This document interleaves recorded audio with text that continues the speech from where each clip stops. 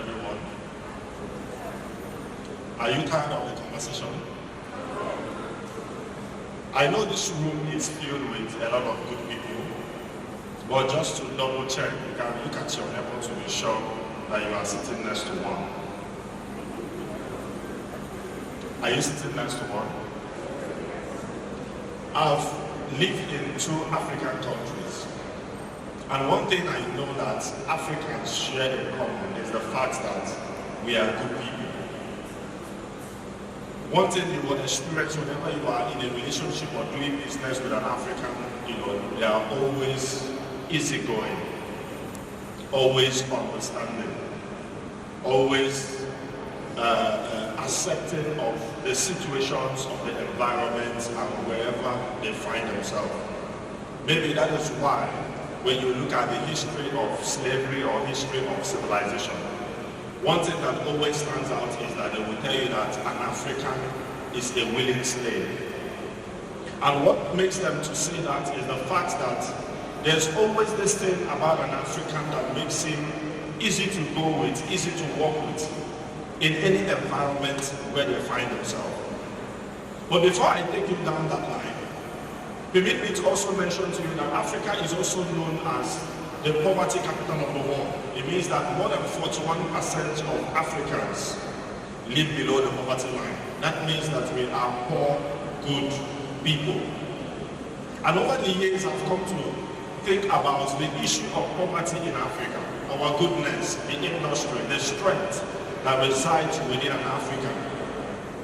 And I always connect that to leadership. In my exposure as SOG president in this school, I got involved in leadership. I got involved in student unionism. But after that experience, I left politics. Because for me, I thought that, it's not a playing ground for just anyone. I saw a lot of things, I experienced a lot of things personally myself. And I thought that if anybody wants to really do something very important in their life, and they shouldn't go into politics. So what happened was that after I left school and graduated, I left politics for over a decade. But fast forwarding back to exactly 2018, when I returned back to Nigeria, I saw the environment where I grew up in, and it looked like everything has moved backward. I visited my school, I saw the environment, I saw the classrooms where I sat down to take lectures, and it looks like instead of things improving, it looks like we have gone backwards. And that began to give me a lot of thinking about what are the challenges, what are the problems, what could be done differently. And as it zeroes down to politics, remember, I left that environment because I believe that no, I should not be here. People like me should not be involved. But one day I sat in a room. We had a meeting in Ebonyi State, and a presidential aspirant of a political party I joined them in 2018 called us in a meeting, and we are having a brainstorming session. And while in that meeting, I realized that everything that was wrong in my environment as perceived by me was wrong. That what was truly wrong with my environment is everything that is wrong within me. I have lost the Nigerian dream. I have lost the dream that Nigeria could be a better place. I have lost the African dream. I used to be a believer in the Nigerian dream, but somehow I have lost that dream. And I know seated in this hall today are also good people who have lost that Nigerian dream. We no longer believe that Nigeria can work. We no longer believe that Africa can work. And when you look at your environment, it looks like we are living in a hopeless situation that we might never, come out of. But one thing I also want to make you to realize is that our political oppressions want us to be exactly at that place where we can never get involved. They want us to be exactly at that place where we will think that the situation is hopeless, because that is benefit for them. And as I began to realize that unless we get involved, unless we begin to do something concerning our destiny, that nothing can change. That was when I volunteered to work as the pioneer chairman of Alliance for New Nigeria Political Party, just down there in 2018. And of course, imagine as the chairman, a election was getting closer, there was nobody who was willing to run for election in my political party. I was also afraid, I wasn't sure if I should do this. But before then I said, okay, let's run, let's try this. And we began planning for campaign, began running for election. And for me, that election became the greatest experience of my life. Everything we believed about Nigerian politics, everything I have believed about Nigerian politics was questioned in that particular election. They will tell you elections are about money, they will tell you elections are dangerous, they will tell you elections is about structure, election is about political parties. But when we started running our campaigns, from the very first day we started that campaign, it was as if all those things was debunked. First, they said you can't run for election unless you have money. When we started, we didn't have any money. We were afraid, how are you going to do this? How are you going to print your posters? How are you going to convince people? How are you going to pay, those who are going to work for you? But when we started the election, we decided to change the strategy. We decided to get people involved in what we are doing. We started even doing fundraising. Someone said, you can't try fundraising in politics. We went online, designed flyers, designed posters, telling people you can donate as low as 100 naira. And people were donating. Some will come online, they will call us names, scammers, we are looking for another way to collect money from people. But we were doing it and it was working. What shocked me was that 90 to 99% of the money we used in that election was raised by common Nigerians. So when I say common Nigerians, people ordinarily I don't know. You will see somebody online wants to donate 1,000 naira, somebody wants to donate 10,000 naira. And that was how we were building up that money, that was how we are creatively running our campaign to make sure that we secure the buy-in of the community. When I left that election process, of course, we lost to the ruling party, became second, lost to the ruling party in April State. Of course, the campaign lasted for about 3 months, but we had a strategy, we had a unique experience that has changed each and every one of us. And from that day, I began to believe that Nigeria is possible. I began to believe that it is possible for us to have a new Nigeria. It is possible for us to do things differently and get this nation working again. And from that day, of course, after the election, I wrote a book called Power Shift. From that same book, we have started our Power Shift conversation. We have our Power Shift radio program. We have different online networks. As I'm talking to you now, we are currently setting up a structure across the entire nation. In every state, we are getting representatives of Power Shift to continue with the movement and to continue with that conversation. Also, we have also started a Power Shift political school, an academy that is training and encouraging young people to get involved in politics, to understand that Africa's leadership is something we should not run away from, but something that we should embrace. I want to share 3 key lessons I got from that experience, which I believe is going to help. But before I share that experience, those 3 key lessons, I would like to mention something. We as Nigerians must avoid 2 extremes. What are those extremes? One is that you are afraid of getting involved. You don't want to get involved. Politics is too messy. Politics is not for all of us. When you go there, a lot of things can happen. That is an extreme. The other extreme is you want to get involved, then you want to start something entirely new.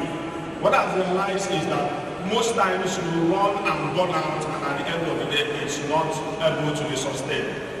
I encourage people to come into mainstream parties, mainstream political structures, because for us to influence the center, we have to come into the center.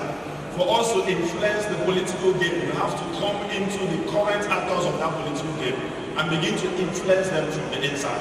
And that is what we have been teaching. That is the campaign we have been taking all over the nation. And 3 things we want to share for our Power Shift experience is 1, we need to retain activism. We need to retain activism. While I was living in South Africa, it gave me an opportunity to study Nelson Mandela, to study the framework of South African apartheid, how they won, and how the new South Africa emerged. Most of you will not know that Mandela was a known terrorist. Most of you will not know that they were actually bombing some locations in Africa, carrying arms and doing things that will make the government to proscribe them as a terrorist group. ANC was actually known as a terrorist group in Mandela's time. You know, there was violence all over Africa. What were they doing? They were canvassing and campaigning for a free South Africa. But they were going about it through an unorthodox way of violence and disrupting the entire system. And they tried that for many decades and it never worked. But what happened was that when Mandela was in prison, the man that existed before the prison and the man that existed after the prison was entirely different. And what was different? Mandela understood that there is a better way and a different way that we can go about the South African struggle. One of them is that he started changing his mindset about the struggle. He started changing his mindset about activism. While there in the prison, he started going to school, he started learning Afrikaans, he started getting close to white people. And he will always tell his fellow prisoners, for us to take this government out, we need to learn their language, we need to understand them, we need to think like them.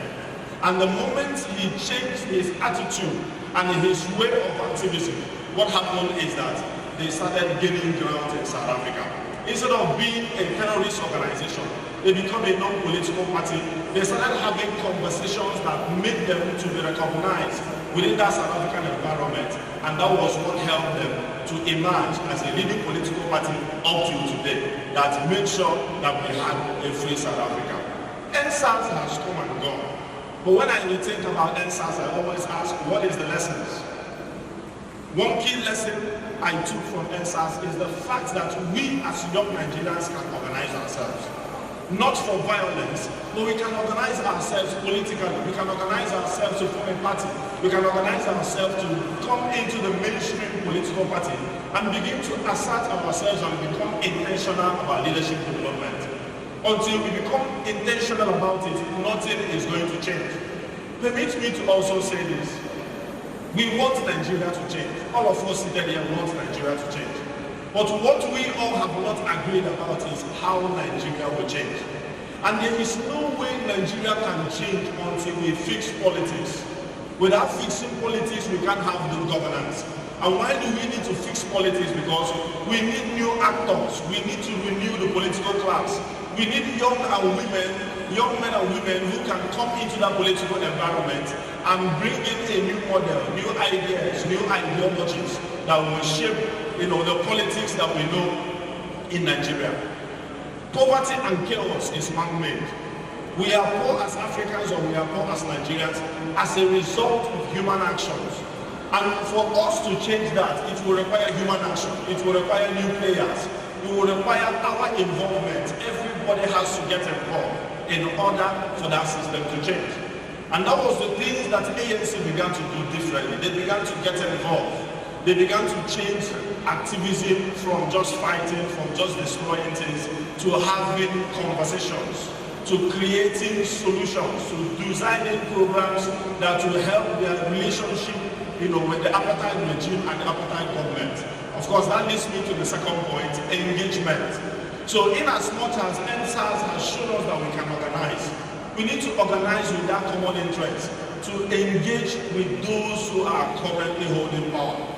We have to create conversations. We have to create rooms to have conversations. We need to help them understand why there is need for transition. Someone was asking me, power shift is shifting power to the young people. I said, yes, it's about shifting power to young people, but not just about being young. We are talking about inclusion. The old will be included, young will be included, women will be included. We make sure that every aspect of the society is included in the power shift struggle to ensure that we have a free and prosperous Nigeria. There is something wrong with our political ideologies. There is something wrong with our current political class. Whether we agree to it or not, unless we renew the political class, nothing will change in Nigeria. Political class has to be renewed. And it is you and I that have to come into that space. We have to come into that environment. It is no longer news today that every Nigerian must register to vote. It's no longer news today that every Nigerian must join a political party. Start with the mainstream ones. You can form a new one if you want, but you can no longer stay by the side and watch the game. Because this game, like we call it, decides almost every aspect of our life. Decisions about your schooling, decisions about the economy, everything that controls our life is decided by politics. It means that we can no longer look away. Actually, when people introduce me today and they don't put a politician in my name, in an environment where people stare politicians, I always remind them, I'm now a politician. And the reason I do that is to give me that understanding of the journey, is to give me that understanding of what I'm looking for, is to give me that understanding of what I represent. Because we need a new class, a renewal, new kind of politicians who will get into that space and then begin to disrupt it. And that is why I'm here talking to all of us. I know you are a good person. We are all good people. But it's not enough for you to be good. We have to get involved. We have to seize power by any means necessary. And when I say by any means necessary, people will always wonder, does he really mean by any means necessary? Yes. I was listening to a presidential aspirant a few weeks ago, and he was narrating how he joined the political party. And when he discovered that the people in that political party do not have the same aspirations like him, he now had to withdraw himself. And I said, no, for me, I don't think it should be. But it happens that way because those who oppress us are more hungry for power than we that are oppressed. An average Nigerian is not interested in power, is not interested in politics, because they feel that, no, the environment is too corrupt. But for me, I think we ought to be more interested in politics and power, because there is no way we can come out of this political situation unless we get involved. So you have to get involved. The first one is activism, the second one is what? Engagement. And the final one I want to mention that we need to retain is political participation. We need to participate at every level, at every place you find yourself. You have to participate in the local politics. If I ask how many of you attend the church, I'm sure almost every hand here will go up. If I ask maybe how many of you are in a Rotary Club, or one women club, or youth club, or men's club, I'm sure one of you will identify. But if I ask how many of you are in a political party, registered members of a political party, maybe let me ask, how many of you are registered members of a political party? Can I see your hands? Can I see your hands? Just one or two.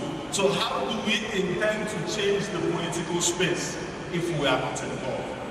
So we cannot talk about the future of Africa, the economy of Africa, the things that affect us as Africans without talking about politics.